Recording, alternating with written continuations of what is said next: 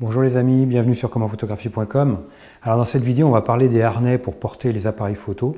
Donc au cours des années qui ont suivi, j'ai fait une vidéo sur un harnais que je vais vous remontrer aujourd'hui. Mais bon, ça fait maintenant plusieurs années que j'en ai utilisé. Je vais pouvoir vous faire un retour professionnel sur ces différents harnais parce que j'en ai 3 différents. Donc je les ai tous utilisés. Et puis je dirais que maintenant il en subsiste un seul ou deux. Mais ça va dépendre des conditions et de ce que je veux faire. Donc on va voir ensemble ces 3 différents harnais et je vais vous donner un peu mon ressenti, les bons points et les mauvais points en fonction de ces harnais pour porter les appareils photo. Parce que c'est quelque chose de très important parce que porter un appareil photo, un appareil photo au fil de la journée, c'est lourd, surtout si on a la poignée booster et compagnie. C'est lourd, ça fait mal au coude, ça fait mal au poignet, ça fait mal à la main. Donc avoir un harnais pour se soulager, c'est quand même pas mal. Donc on va voir le premier. Alors voilà le premier harnais. Alors, c'est un harnais de la marque Milk Nova. Il a des systèmes de fixation, il en a 2, de quoi fixer 2 appareils photo. Il y a une position ventrale, ici, où on va fixer l'appareil photo comme ça, et il y a une position latérale. Alors, on a une platine que l'on va venir fixer sur l'appareil photo comme ça. Alors, on la positionne, il faut que l'ouverture soit bien dans l'axe de l'appareil photo.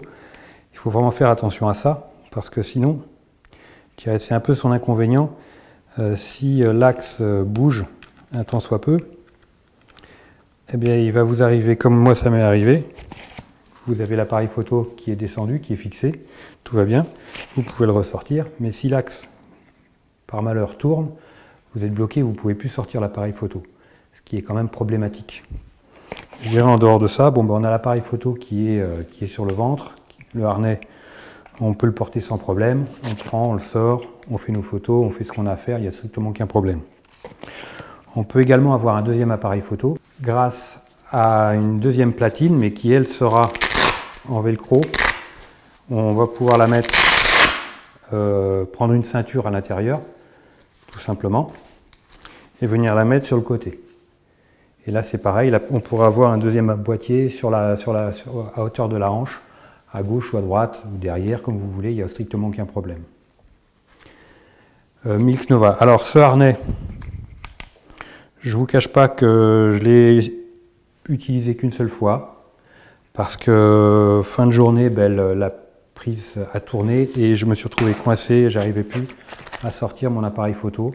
Donc quand on est en reportage avec un client, c'est quand même problématique de pas d'être coincé avec son appareil. Bon, heureusement que j'en avais un deuxième, donc j'ai eu 1000 peines à le décoincer. Donc je dirais que pour ce modèle-là, c'est bien, mais vraiment, je dirais que c'est quand même, il faut faire très attention. Autrement, au niveau du système, je dirais si on le porte pas très longtemps, moi je l'ai porté pendant toute une journée, et au bout de 3-4 heures, de port, ça a commencé, c'est là où ça a dû bouger. Donc, ou alors il faut vraiment inspecter, resserrer, inspecter, resserrer. C'est vraiment, il faut faire très attention d'inspecter que la platine de fixation ne tourne pas. Donc l'inspecter, la resserrer régulièrement. Je dirais voilà, si vous êtes vigilant de ce côté-là, je dirais c'est rapport qualité-prix, c'est pas mal. Alors le petit plus, c'est qu'on a un mousqueton qui nous permet de fixer un anneau à l'appareil photo. Comme ça, on peut, si jamais il nous échappe, il est retenu par cette sangle. C'est une sangle de sécurité, c'est quand même pas mal. Donc ça, c'est le petit plus qui est sympa. Mais je dirais, voilà, moi je trouve que ça reste perfectible. C'est pas franchement, pour une utilisation professionnelle, c'est pas adapté. C'est bien pour de l'amateur qui va utiliser son appareil photo pendant 1 heure, pendant 2 heures. Mais pour une journée complète, c'est compliqué, c'est relativement, je dirais, ça ne tient pas trop la route. Mais voilà, pour de l'amateur, je pense qu'il n'y a aucun problème. Pour du professionnel, c'est une autre histoire. Alors, le harnais Black Rapid, celui que je vous avais montré il y a quelques années, que j'utilise encore aujourd'hui. Vous voyez, il s'enfile très rapidement. Bon, j'ai le micro ici, j'espère que ça ne va pas trop le perturber. Ok.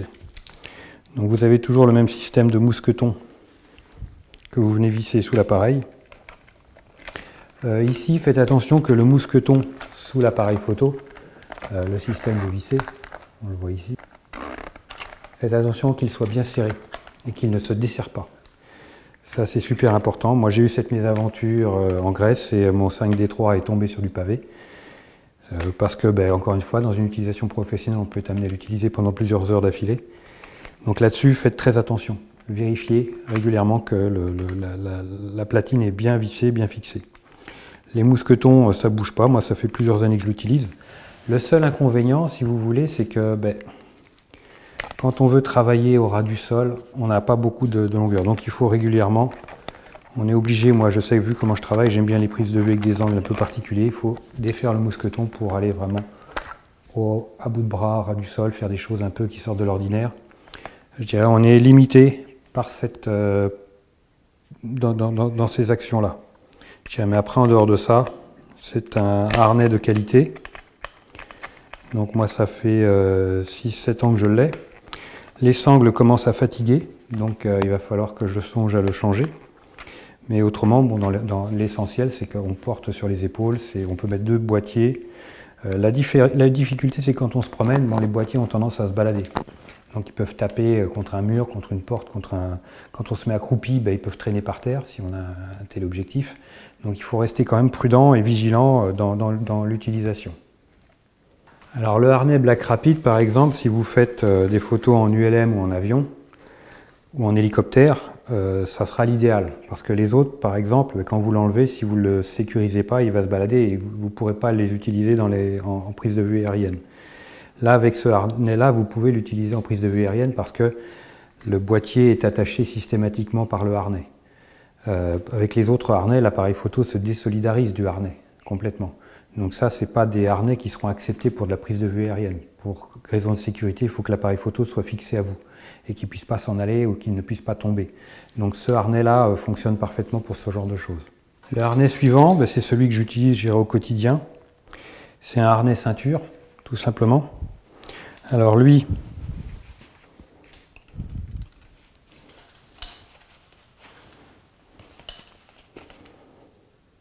c'est un Lenzo.